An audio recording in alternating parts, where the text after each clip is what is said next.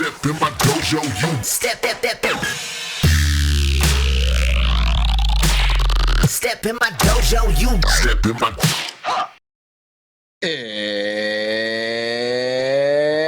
It's weekly download time. It's weekly download time. It's weekly download time. It's weekly download time. It's weekly download time. And now we're going to learn some stuff. Oh yeah, it's weekly download time again. I'm so stoked.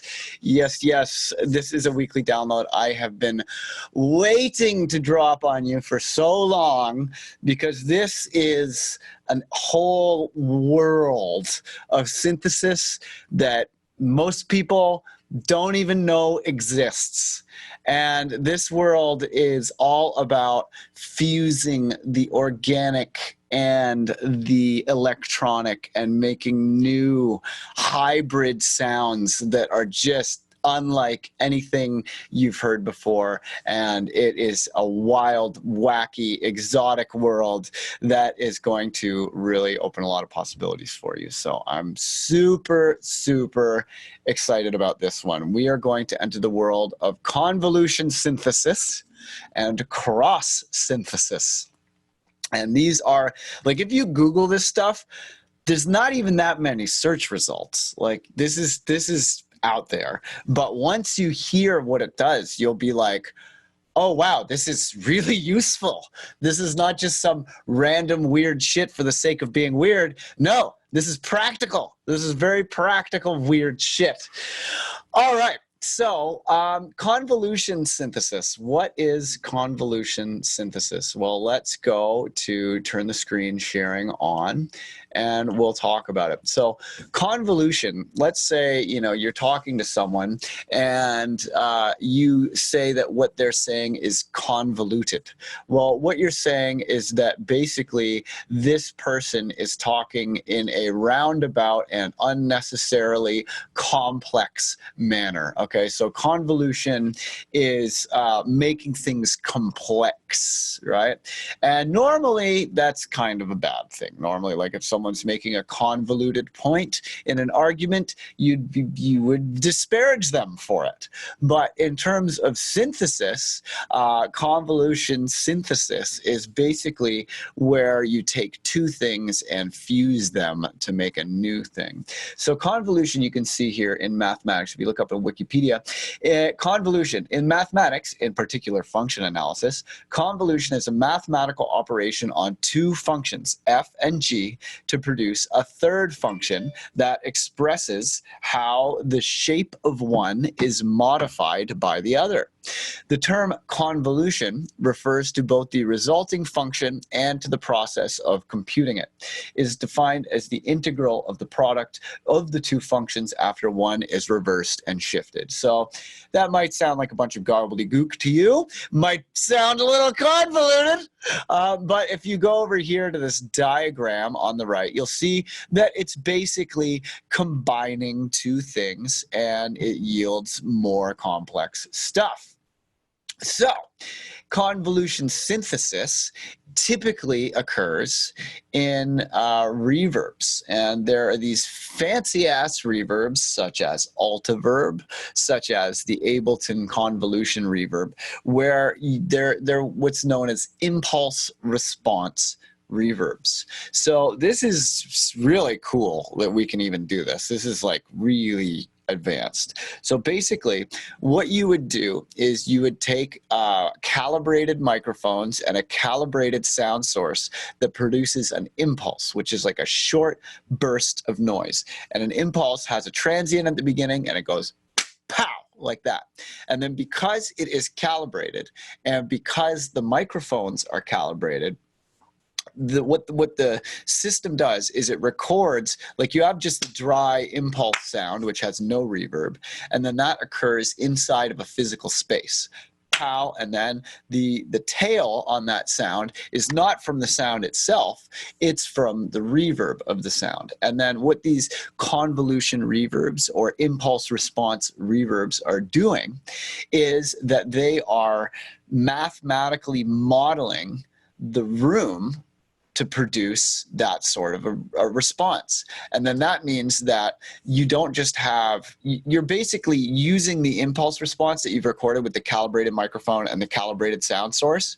You're using the impulse response to create a digital imaginary room within which your new sounds can be placed, creating new reverbs that never actually happened in the room that's being modeled. So this is really cool because before this happened, reverbs, you could kind of like, they were all considered to be a box, like the room was always a box, and you could potentially like change the size of the room or change the depth of the room or change like how far the microphone is from the sound source, but the room was always a box. And there are lots of very acoustically interesting spaces that are not boxes, and sometimes they have objects in them, and sometimes they have people in them, and sometimes they're not round. And you can go into famously acoustically engineered place such as Disney Hall, and you can get an impulse response from Disney Hall, and then you can do your vocal, and your vocal will sound like it's in Disney Hall, which is amazing. That's really, really incredible that computers can do that. So let's just show here. I've got this example here, and I'll show you what's going on. So here is a dry dog bark. Yep, sounds like a dog. Sounds like it was recorded with a pretty good microphone. Okay, so now this is the impulse response recorded in a concert hall. So this impulse response was made by shocking the room with a short blast of like calibrated noise, and then this is the recorded reverb. So you can see it just sounds almost like a clap or something. Right? So now, if we take the dry dog bark and we convolve it through this impulse response, we get this. Now it sounds like the dog is barking in a concert hall, which is great. If you want to make really, really nice sounding reverbs, that's a great way to do it. And there's lots of different impulse response reverbs that are very interesting. One impulse response reverb that I have been obsessed with is the UAD Capital Chambers. And what happens with this, you can watch the video. This plugin is so incredible. Basically, they underneath Capitol Records, which is not that far from my house, underneath Capitol Records, they dug these echo chambers that were basically like, way down underground below the studio. And in a lot of these studios, before they had impulse response reverbs, like in Skywalker Ranch, for example, they would have cables running to another space where there was a speaker that would play the sound, and then microphones that would pick up the sound reverberating in the space. So for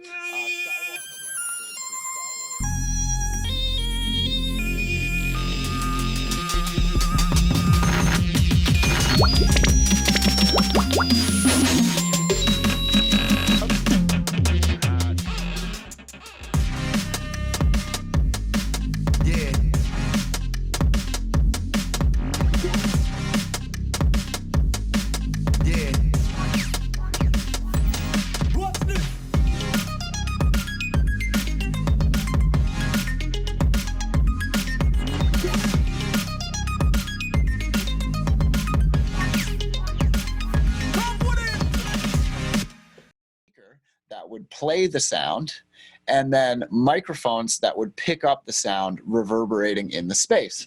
So for Skywalker Ranch, for Star Wars, they had these cables that would literally run out of the control room in the studio out to like an empty swimming pool or like the bathroom upstairs or whatever, and they would have faders on the mixer that you could turn up, and there would be these just empty rooms just waiting to provide reverberation.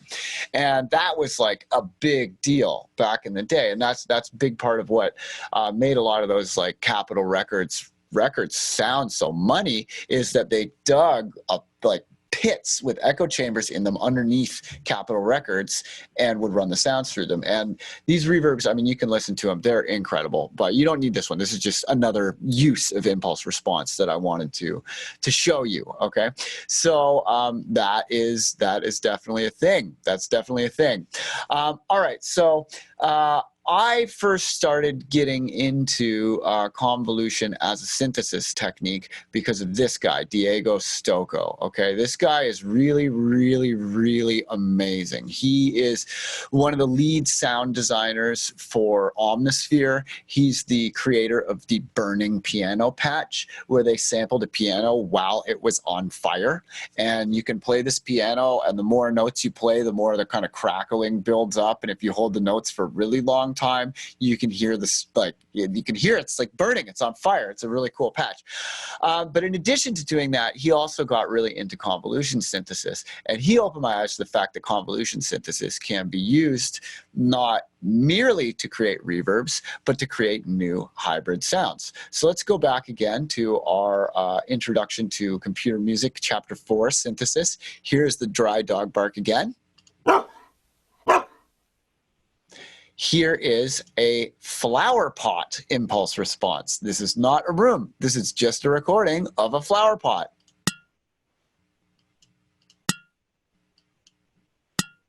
What happens when you convolve a dog through a flower pot? You get this. You see how there's that like ceramic texture on the dog now? Pretty wild.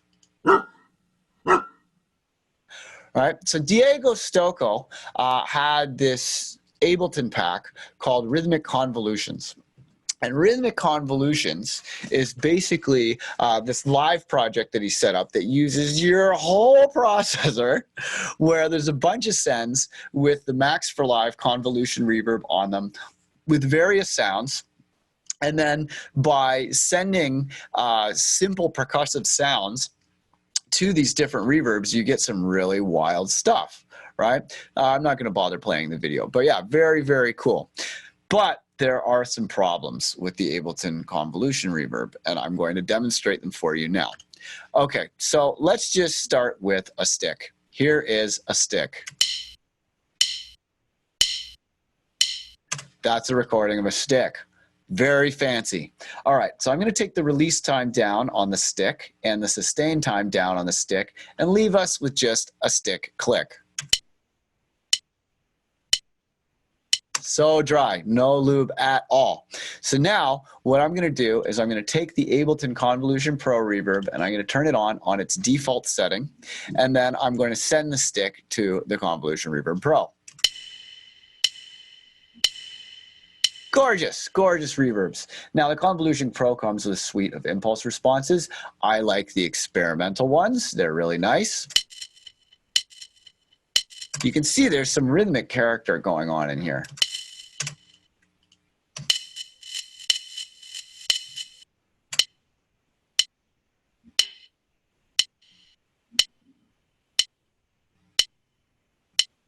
But doesn't always work.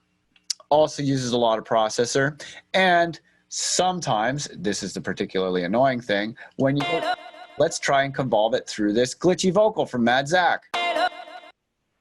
And then when you drag it in, usually this happens. Ableton gets a spinning beach ball of death, and it crashes, and it's a bummer, and that's the end of your adventure in convolution reverb. You get a spinning beach ball of death, and it makes you sad. So I'm going to close Ableton because it has now crashed.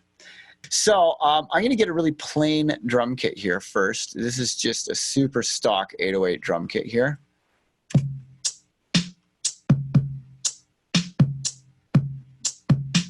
Grammy now, please. Thank you. All right. Now, what happens when we convolve this drum kit? Okay, well, I'm going to load up this convolution reverb, and I have gone and loaded a whole bunch of these different miscellaneous sounds in here. I'm going to put a hand clap. Well, actually, I'll start with a hi-hat. I normally go through a hi-hat. So this is a trick that I like to do when I want to kind of glue my drum kit together and provide a little extra top end, okay? Because sometimes your drums just don't have enough up top. A lot of the time your kicks and snares might sound great when they're in the folder, but when you put it into the track and there's other sounds in the track and some of them are brighter and some of them are wider and some of them are just a little nicer and sassier, the kick and snare disappear. And you can kind of resolve that with side chaining to a degree, but sometimes you just need more highs. Well, one thing that I love to do is to convolve my drums with a hi-hat.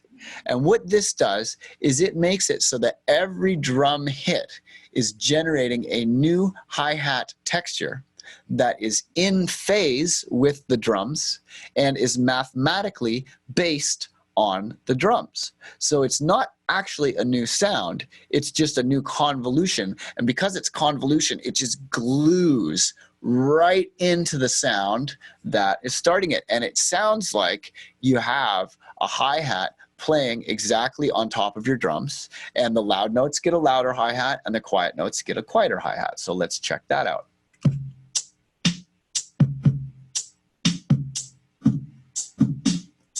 Okay, so there's,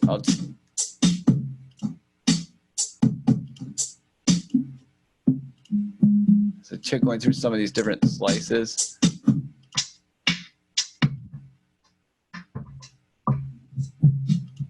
Yeah, that shaker one was nice. See how it opens up the highs on the drum? So I'll go all the way dry and then I'll start bringing it up to wet.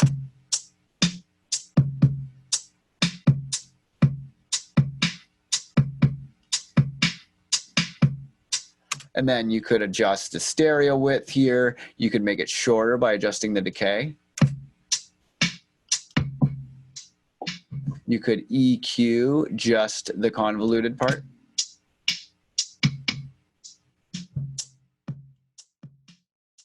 Most of the heavy lifting in the track is done by this one drum kit. A lot of people will just continuously ignore drum sound design for like, you know, huge portions of their career. They'll wonder why their music isn't like hitting people right, you know? And it's like, we don't want to hear you play someone else's beat. You know, we want to hear your beat.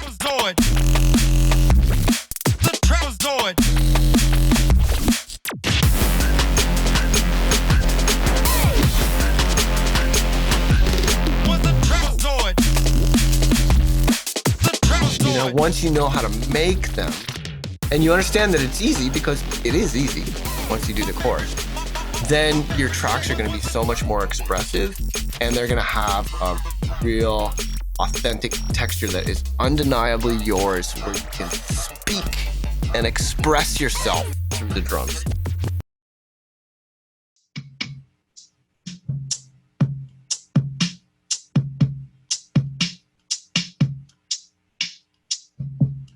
Right, so that's all well and good. Some things sound cool going through. I'll start with this hand clap. Sometimes convolving things with a clap will be good. I'll go all the way wet and I'll turn the EQ off. So that's the beat through a clap. Here, I'll just cycle through some of these things.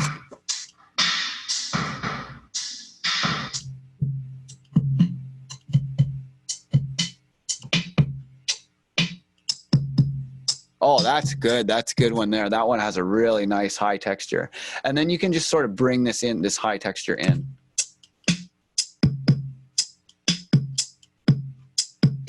Right? So it's a great way to kind of build up your drum kit to add highs to a sound and stuff. But the convolution reverb kind of, it's you know, it's a bit problematic. So I'm just going to show you now, if we go into the stick, I'm going to show you some rhythmic convolutions. And if I open this up, this is a crazy glitch sound. Like if I go here and I look up glitch, I believe the one I was using was one of these Swanho ones. What is it? Swanho glitch, S-U-O-N-H-O. I got, yeah, so this is the sound. Okay, so what happens when we put our stick and we convolve our stick through that crazy glitch sound? We get this.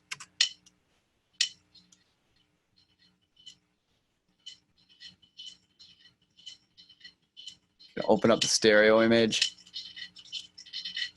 See, the stick is like gone there. And then you can make it shorter, really short,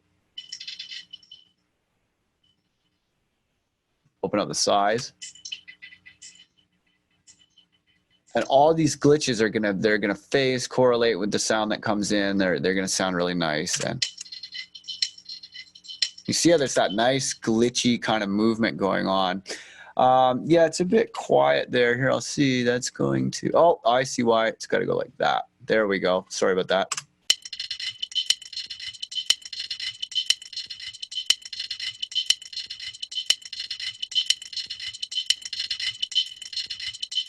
Right, so normal stick, convoluted only, and then wet dry. Right, so now I'm going to try cycling through some of these glitch sounds and see what the glitch sounds do to a click.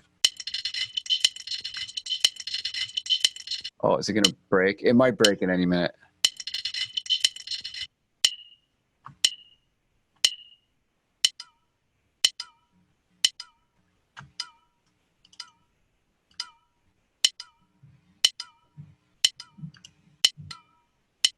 Yeah, so you can see there's all kinds of Foley noises.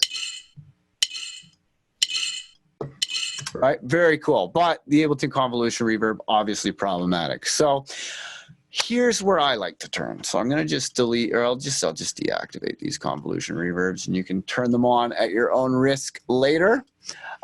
So what I like to do these days when I'm convolving things is I like to use the convolution in iZotope Trash too. iZotope Trash is the best distortion plugin. I don't know of a better one.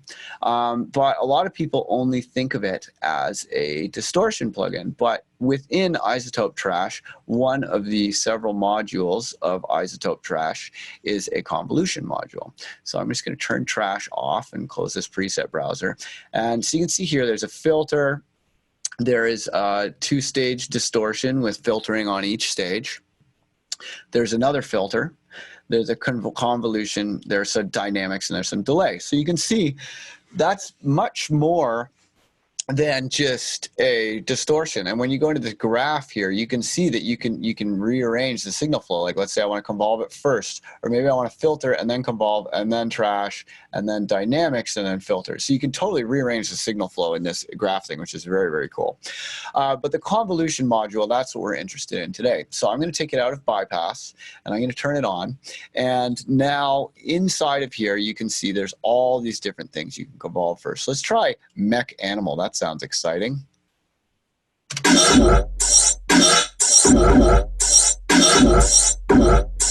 Drum beat.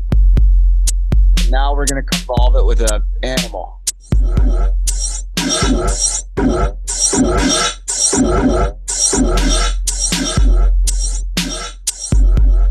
Pretty weird. Let's try a monkey.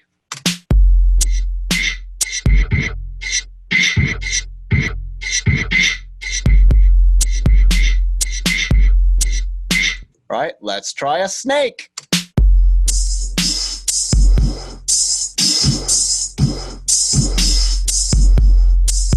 Right, so you can do a lot of really cool stuff.